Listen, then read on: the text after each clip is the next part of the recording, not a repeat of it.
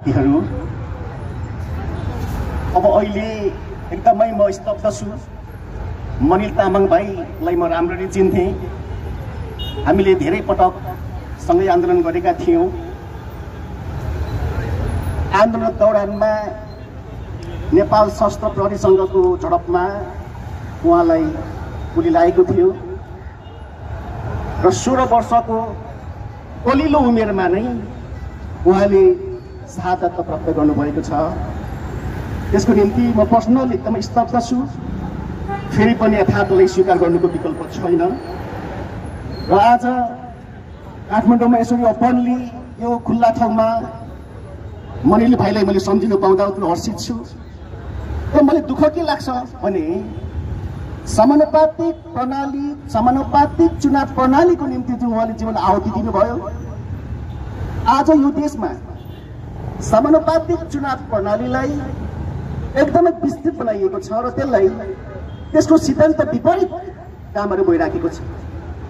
यहाँ सबैलाई थाहा नै छ कि समानुपातिक प्रणालीको मार्फत नै नेपाली कांग्रेसका तत्कालीन सभापति गिरिजा प्रसाद कोइराला प्रधानमन्त्री बन्नु भएको थियो र अहिले तथाकथित ठूला पार्टीका ठूला नेताहरू नेत्रीजीहरू हाम्रै मनिल तामाङको शहादत प्राप्त समानुपातिक चुनाव प्रणाली मार्फत अहिले पार्लिमेन्टमा 100 जना हुनुहुन्छ।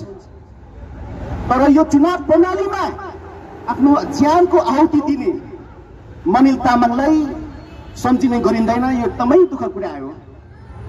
त्यसैले म भन्न चाहन्छु, समानुपातिक प्रणालीको थीम के हो, आइडियोलोजी के हो, प्रिन्सिपल के हो, सो अनुसारको कार्यनीति व्यवहारमा उतार्न पनि म नेपाल सरकारलाई र प्रत्येक राजनीतिक दलहरूलाई म अपिल गर्न चाहन्छु।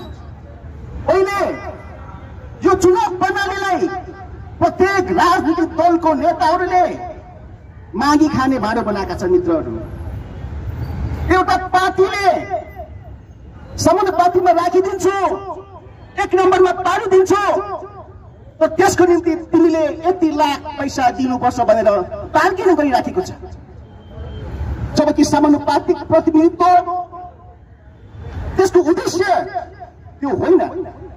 त्यो भनेको के हो भने राज्यमा विभिन्न कारणले एक्सिस पर्न नसकेका महिलाहरू, दलितहरू, आदिवासी जनजातिहरू, मुस्लिमहरू, मधेसीहरू जो राज्यमा एक्सेस पाउन सकेको छैन विभिन्न कारणले, त्यस्ता व्यक्तिहरूलाई पनि नीति निर्माणको तहमा डिसिजन मेकिङ लेभलमा पुर्याउनुको निम्ति यो ल्याइएको एउटा सुन्दर एउटा चुनावी फर्मुला थियो। अहिले हाम्रै 1 नम्बर क्षेत्रमा पनि विभिन्न पार्टीहरू छन् जसले यो चुनाव प्रणालीको बेलामा आफ्नै कार्यकर्तालाई 1 नम्बरमा पारिदिन्छु, कसले संसद बनाउँछु भनेर चाहिँ 50 लाख पैसाको डिल भइराखेको छ। पहिलो संविधान सभाको चुनावमा यहाँ सबैलाई निवेदन गरौँ कि राज्य लक्ष्मी गोल्छाले जो चाहिँ यो देशको व्यापारी घरानाकी एकजना बुहारी हुनुहुन्थे, ऊ एउटा महिला हुनुहुन्छ, सम्मान छ उहाँप्रति, तर 7 करोड पैसा नेकपा एमालेका तत्कालीन नेता जननाथ खनाललाई बुझाएपछि समानुपातिकबाट सम्झौताको थियो। It's a bitter truth.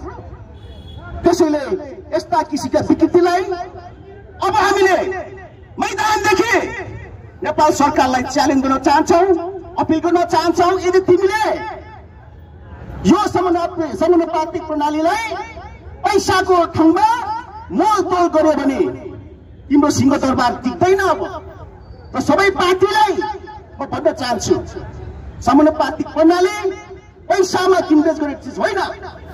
यो शाश्वत आम नेपाली जनता, पीडित दलित, आदिवासी, मुस्लिम र मधेसी जो हजारौं वर्षदेखि यो राज्यको डिसिजन मेकिङ लेभलमा, पोलिसी मेकिङ लेभलमा पुग्न नसक्ने जस्ता व्यक्तिहरूको लागि हो, टार्गेटको लागि होइन।